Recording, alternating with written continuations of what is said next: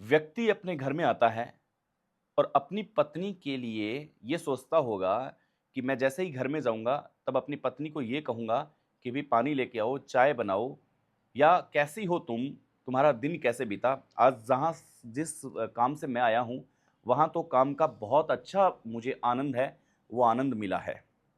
लेकिन क्या आपने एक्सेप्ट किया कि कोई पत्नी गैर मर्द के साथ वो भी बिना वस्त्र के उसे मिले, तब फिर आप उसे क्या कहिएगा? या तो फिर गुस्से में वो ऐसा कदम उठाएगा कि उसे मार देगा या फिर कंप्लेन करेगा, लोगों को बताएगा, क्या करेगा ऐसी सिचुएशन में? लेकिन कोई पछतावे की बूंदें लेकर के वहाँ पर रोता रहे, ऐसा भी कभी हो सकता है? नमस्कार, आपका स्वागत है आज की सच्ची क्राइम कथा के साथ। ये क्राइम कथा शुरू होती है यूपी के बागपत से।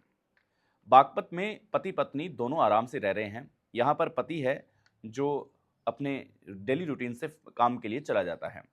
क्योंकि बच्चों के लिए उसे बहुत कुछ करना है, अपने आजीविका चलाने के लिए उसे बहुत कुछ करना है। वो अपनी पत्नी से काफ़ी प्रेम करता है, बेहद प्रेम करता है और वो सुबह निकल जाता है और शाम को वो अपने घर लौटता है। दोनों के बीच में अच्छी खासी बन रही है, कोई दिक्कत नहीं है, कोई प्रॉब्लम नहीं है, कोई इश्यू नहीं है। लेकिन जैसे ही वो पति अपने काम के लिए बाहर निकल जाता है, वैसे ही उसकी पत्नी है, जो एक पड़ोसी का युवक होता है, उससे प्रेम करने लगती है। यानी कि एकदम पड़ोसी होता है, जैसे ही वो दीवार से कुछ बर्फ़ लेना, पानी लेना या फिर कोई अचार लेना या सब्ज़ी के बहाने से, तो इनकी वॉकिंग टॉकिंग शुरू हो जाती है।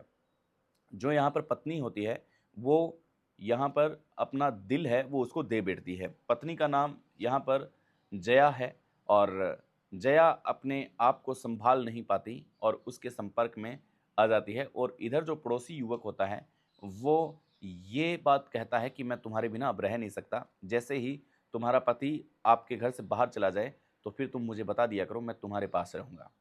ऐसे में बच्चे स्कूल जाया करते थे, तो स्कूल जैसे ही बच्चे चले जाते और हस्बैंड जब घर से बाहर निकल जाते, तो वो पड़ोसी युवक दीवार फाँद करके उसके घर में आता और वो पूरा दिन वहाँ पे एन्जॉय करता जब तक बच्चे नहीं आ जाते। यानी कि उसके पास 6 से 7 घंटे हुआ करते थे, अपने आप को सही ढंग से प्रस्तुत करने के लिए और वो ढेर सारी बातें करते थे। एक दिन पति है जो अपनी फैक्ट्री के लिए काम पे निकल जाता है, लेकिन फैक्ट्री में किसी मज़दूर की मौत हो जाती है और वो मर जाता है, तब फैक्ट्री में आधे दिन से हाफ डे से छुट्टी होना शुरू हो जाती है कि आज आपकी फैक्ट्री में कोई काम नहीं है, छुट्टी कर दी जाएगी। तो वो आधे दिन में घर आ जाता है। वो फ़ोन नहीं करता कि आज मैं टाइम से घर आऊँगा, लेकिन इस बात का पता उसे पति पत्नी को नहीं था। अब वहाँ पे पीछे वही रूटीन चल रहा था, जैसे ही पति जाता, तो दीवार फाँद करके वो युवक है, वो उनके घर में आता और दोनों मस्ती से अपनी ज़िंदगी को बिताते क्योंकि बच्चे भी स्कूल जाया करते थे। जैसे ही वो बाहर आता है, वैसे देखता है कि जैसे कोई अनजान घर होगा तो उसके अंदर हम गेट नहीं ओपन कर पाएँगे। लेकिन वो आते हुए अपनी पत्नी के लिए समोसे लाया था। तो उसे सरप्राइज़ देना था कि आज एक तो वो टाइम से आ चुका है क्योंकि दोपहर का ही समय नहीं हुआ है और वो टाइम से आ चुका है और आते हुए आज उसके लिए वो समोसे लेके आया है। तो ये सरप्राइज़ उसे देना था। अब जैसे ही अपने घर की दरवाज़ा है, वो आराम से उसको खोल सकता है, कोई भी व्यक्ति खोल सकता है। लेकिन अनजान डोर को खोलना बहुत मुश्किल हो जाता है। लेकिन हमेशा जिस घर में हम आते-जाते रहते हैं, उस डोर को खोलने का तरीका हमें आता है। तो एक हल्का-सा कुंडा लगा हुआ था, एक दरवाज़ा लगा हुआ था। वो चुपके से उस दरवाजे को अंदर हाथ डाल के वो खोल लेता है। जैसे ही पति अंदर पहुँचता है, हाथ में उसके समोसे हैं, उसे ये पता नहीं है कि आगे का सीन क्या होगा। वो अपनी पत्नी को सरप्राइज़ देना चाह रहा था कि आज मैं मेरी पत्नी को सरप्राइज़ दूँगा और आज वो बहुत खुश हो जाएगी और हम दोनों शाम को साथ में घूमने के लिए चलेंगे। बच्चों को भी हम साथ लिए चलेंगे क्योंकि आज उसे आधा दिन है जो रेस्ट का मिल चुका है, खाना खाएँगे। ये तमाम उसकी बातें चल रही थी। वो घर की चौखट को पार करते हुए धीरे से एक रूम में जाता है, जहाँ पे कुछ आवाज़ें आ रही है, जहाँ पे कुछ बतियाने की आवाज़ें आ रही है, कुछ बोलने की आवाज़ें आ रही है। उसका पैर है, उसके कदम हैं, वो उस दरवाजे की ओर जा रहे हैं।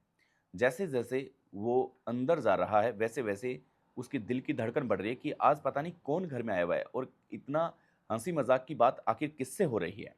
लेकिन जैसे ही वो वहाँ पहुँचता है तो देखता है अपनी पत्नी को गैर मर्द के साथ और वो गैर मर्द कोई और नहीं बल्कि पड़ोसी का युवक था जो सुबह-सुबह उठते ही उसे राम-राम भाई जी कहा करता था, कैसे हो भाई साहब कहा करता था। शाम को जैसे ही वो वापस आता तो सबसे पहले बुलाने वाला वही युवक था।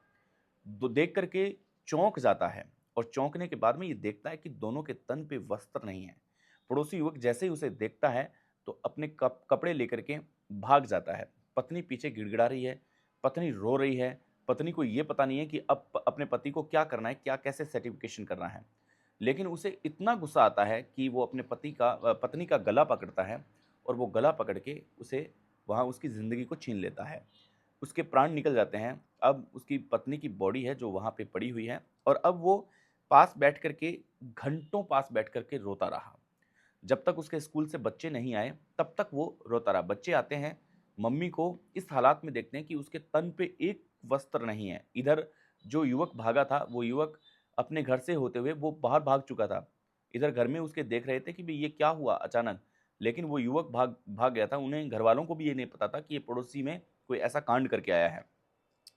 घंटों जब बच्चे बच्चे भी आ गए, बच्चे भी रोने लगे तब वो ज़ोर-ज़ोर से चिल्लाने लगे, पड़ोसी इकट्ठा हुए। पड़ोसियों ने आके उसकी बॉडी पे कपड़ा डाला है और वो सदमे में चला गया।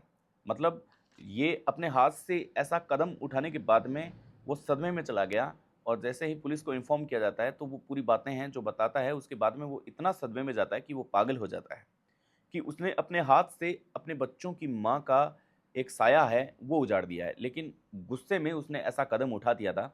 अब ये कहाँ तक सही है और कहाँ तक गलत है, उसे फिर पागलखाने में भर्ती करवाया जाता है। यानी कि पूरी ज़िंदगी है जो एक औरत की वजह से बर्बाद हो चुकी थी। आपकी क्या राय है? आपका क्या मानना है? आप हमें ज़रूर बताएँगे कि उसने सही किया या फिर गलत किया। जय हिंद।